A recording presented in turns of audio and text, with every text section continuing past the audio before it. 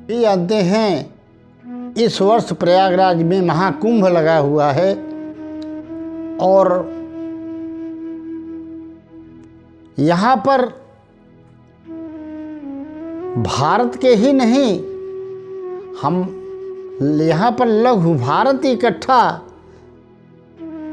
लगता है हो गया है और लघु भारत का लघु विश्व। कितने करोड़ लोग यहाँ डुबकी लगाएंगे इसका कोई अंदाजा नहीं है। और इसका महत्व क्यों बढ़ गया है उसका कारण है, 3 प्रकार के कुंभ होते हैं। एक तो 6 साल पे लगता है जिसे अर्ध कुंभ कहते हैं, दूसरा 12 साल पर लगता है जिसे कुंभ कहते हैं, और जो 12 कुंभ बीतने के बाद लगता है उसे महाकुंभ कहते हैं। तो बहुत ही सुंदर और शुभ संयोग है कि इस वर्ष सन 2025 जनवरी में महाकुंभ लगा हुआ है। और ऐसी मान्यता है कि जब कुंभ लगता है तो यहाँ देश विदेश के लोग, संत महात्मा, अनेक अदृश्य शक्तियाँ, अनेक संत, अदृश्य संत जिसे हमने देखा नहीं है, जिसे परशुराम को हमने देखा नहीं है, वशिष्ठ जी को हमने देखा नहीं है, विश्वामित्र को हमने देखा नहीं है, पर अदृश्य रूप से सभी कुंभ में स्नान का लाभ लेने यहाँ आते हैं। क्यों इसका महत्व इतना बड़ा है कि यहाँ स्नान करने से व्यक्ति समस्त पापों से मुक्त होकर विष्णु धाम को प्राप्त कर लेता है। अब समस्या खड़ी होती है उन लोगों के लिए जो किसी कारणवश कुंभ स्नान करना तो चाहते हैं, इच्छा है, पर किसी कारणवश नहीं जा पा रहे हैं। जैसे कोई धनाभाव में नहीं जा पा रहा है, कोई बीमारी के कारण नहीं जा पा रहा है, तो किसी की अन्य समस्या है। तो ऐसा क्या करें कि हम घर पर ही कुंभ स्नान का फल प्राप्त कर सकें। आज हम इसी विषय पर बात करेंगे और जरूरी है भी, क्योंकि सभी चाहने वाले नहीं पहुंच पाएंगे। उसका कुछ न कुछ कारण है ही। जैसे खाट पर पड़े हुए वृद्ध अनेक बहुत इच्छा रखें, कैसे जा सकते हैं? जो व्यक्ति एलर्जी का, कोल्ड का मरीज है, वो कैसे जा सकता है? तो सबकी समस्याएं अनेक हैं, पर घर पर आपको लाभ कैसे मिले, हम इस पर विचार करेंगे। और हमारी बात क्या है, शास्त्रों की बात है। आप ध्यान देकर सुनिए, आपको घर बैठे भी कुंभ स्नान का लाभ मिलेगा, निश्चित रूप से मिलेगा। कैसे मिलेगा, आइए हम उसको समझते हैं। आप घर पे रहते हुए भी पर्व पर या अनेक तिथियों पर या प्रतिदिन, जब तक यह कुंभ का पर्व रहे, शुभ काल रहे, तब तक आप प्रतिदिन भी करके अनंत पुण्य अर्जित कर सकते हैं। कैसे? आप स्वच्छ जल, यदि हो सके तो उसमें गंगा जल मिला लें। आपके पास नहीं है तो जो स्नान करने गए हैं उनसे मंगा लीजिए, और आसमान के नीचे बैठ करके उससे जल बाल्टी में भर लीजिए, अथवा मटके में भर लीजिए, रख लीजिए सामने, और सामने रख करके एक मंत्र का उच्चारण करें और अपने गुरु का ध्यान करें, पुंडरीकाक्ष भगवान का ध्यान करें, जो कि मंगलानाम च मंगलम पवित्राणाम च पवित्रम हैं, पवित्रों में पवित्र हैं और मंगलों में भी मंगल करने वाले हैं। सदैव उन श्री हरि का ध्यान करते हुए मंत्र है एक, उसे खूब ध्यान से याद कर लीजिए अथवा लिख लीजिए, याद कर लीजिए। स्नान करते समय पहले मंत्र बोलना है और फिर स्नान करना है। मंत्र है गंगे च यमुने चैव गोदावरी सरस्वती नर्मदे सिंधु कावेरी जलेस्मिन् सन्निधिं कुरु।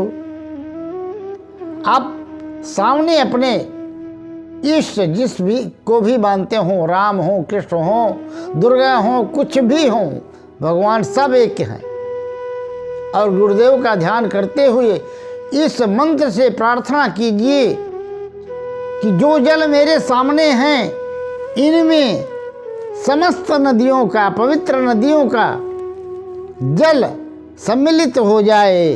कौन सा मंत्र? गंगे च यमुने चैव गोदावरी सरस्वती नर्मदे सिंधु कावेरी जलेस्मिन् सन्निधिं कुरु।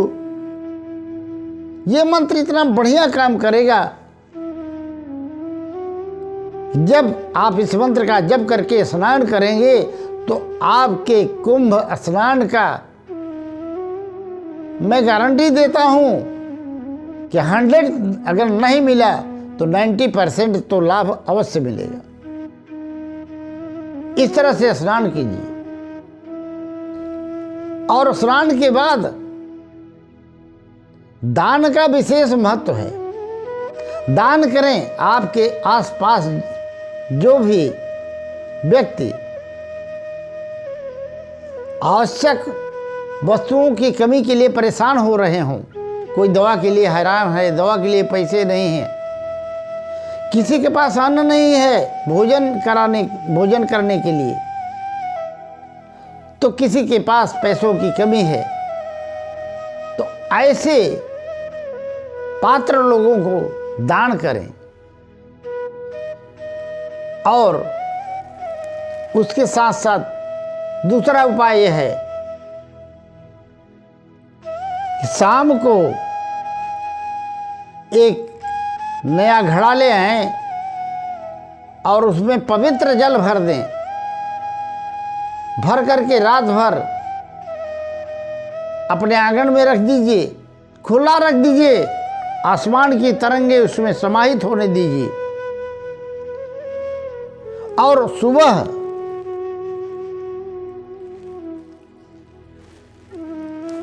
उस जल से स्नान कीजिए। घड़ा ही तो कुंभ है, घड़े में ही तो अमृत लेकर के आए थे। जो छलकी थी तो कुंभ लगता है। जहां जहां अमृत की बूंदें गिरी थी तो वहां पर कुंभ लगता है। तो मित्रों, आप ये उपाय अगर करेंगे और इस तरह से स्नान करेंगे तो वो जो घड़े के जल का स्नान है जो आप शाम को रख देते हैं और सुबह भगवान का ध्यान करते हुए स्नान करते हैं, दान करते हैं, तो आपको कुंभ स्नान का फल अवश्य मिलेगा। दूसरी बात, हमारे गोस्वामी तुलसीदास जी ने बहुत बढ़िया बात बताई है। कितना सुंदर उपाय है, कहीं नहीं जाना है, परेशान होने की जरूरत नहीं है। मना नहीं कर रहा हूं, जिसकी सामर्थ्य हो जाए वहां स्नान करे, परंतु मुद मंगलमय संत समाजो, जो जग जंगम तीर्थ राजू। हम तीर्थराज प्रयाग में जाने के लिए छटपटा रहे हैं और तुलसीदास बता रहे हैं कि वह चलता फिरता प्रयाग तो हमारे आपके सदैव हर जगह विद्यमान है। वो कौन? सज्जन व्यक्ति, भक्त व्यक्ति, संत व्यक्ति। जहां पर भक्ति की धारा बहती हो, जिस व्यक्ति के अंदर भक्ति हो, तो कहा राम भक्ति जय सुरसरी धारा, सरसई ब्रह्म विचार प्रचारा। जो वह संत, वह भक्त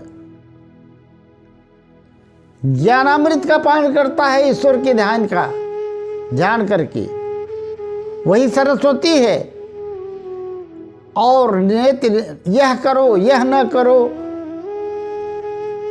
विधि और निषेध रूपी कर्मों की जो कथा है,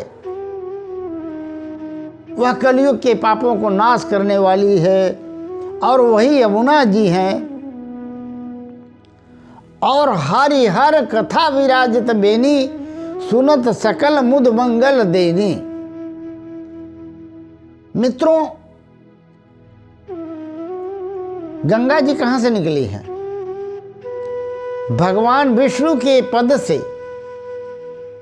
अब फिर आई कहां? शिव जी की जटा में, फिर वहां से प्रवाहित हुई। तो गोस्वामी जी वर्णन करते हैं कि एक संत और भक्त के अंदर गंगा, यमुना, सरस्वती विद्यमान हैं। और वहां का बट क्या बताते हैं? अपने धर्म में अटल विश्वास। ऐसा तीर्थराज प्रयाग हमें सुकर्म प्रदान करके, सत्संगति प्रदान करके समस्त लाभ प्राप्त करा देता है। और इतना ही नहीं, कहते हैं सब ही सुलभ सब दिन सब देशा, सेवत सादर समन कलेसा। कैसे होगा? आप प्रश्न करेंगे, हमको गांव में, घर में, परिवार में संत कहाँ मिलेंगे? अरे संत खोजने की जरूरत नहीं है, आप अपनी वृत्ति को संतमय बना लीजिए। अपनी वृत्ति को ही संतमय बना लीजिए। वो कैसे हो जाएगी? जब आप भगवान का चिंतन रात दिन करेंगे। जो पवित्राणाम च पवित्रम मंगलानाम च मंगलम है, वो भगवान श्री हरि का चिंतन करिए, सत्य का चिंतन करिए। और संत मिल जाए, कहीं कहीं कथा हो रही है, सच्चर्चा हो रही है, उसमें सम्मिलित हो जाएं और उससे आपको फल वही मिलेगा जो प्रयाग में स्नान का फल मिलेगा। आगे सुनिया चरज करे जनि कोई, सत्संगति महिमा नहीं कोई। सत्संगति है क्या? सत की संगति, आपस में चाचा करना ही नहीं, कथा सुनना ही नहीं, सत चित आनंद। भगवान का नाम 3 शब्दों से बना है। तो जो सत स्वरूप भगवान का चिंतन करके प्रतिदिन घटा स्नान करता है, अथवा सभी नदियों के जलों का आवाहन करके स्नान करता है, उसे कुंभ स्नान का पूरा तो नहीं कह सकते, पर 90% फल अवश्य मिल जाता है। और जो व्यक्ति नहीं जा सकते, उन्हें परेशान होने की जरूरत नहीं, चिंता करने की कोई जरूरत नहीं। मज्जन फल देखिए तत्काला, काक हो ही पिक बकहु मराला। ये सत्संग का प्रभाव है। और सत्संग होगा कि हाँ ईश्वर सर्व भूतानाम हृदय से अर्जुन तिष्ठति, ईश्वर सबके हृदय में स्थित हैं, वो सत्स्वरूप हैं। हम सत्य की संगत करें, भगवत चिंतन करें, दान पुण्य करें, असहायों की रक्षा करें, मदद करें, सहयोग करें, परोपकार करें। अष्टादश पुराणेषु व्यासस्य वचनद्वयम् परोपकाराय पुण्याय पापाय परिपीडनम्। जब हम घर पे रहते हुए ऐसा आचरण करेंगे तो मानो हम कुंभ स्नान ही कर रहे हैं।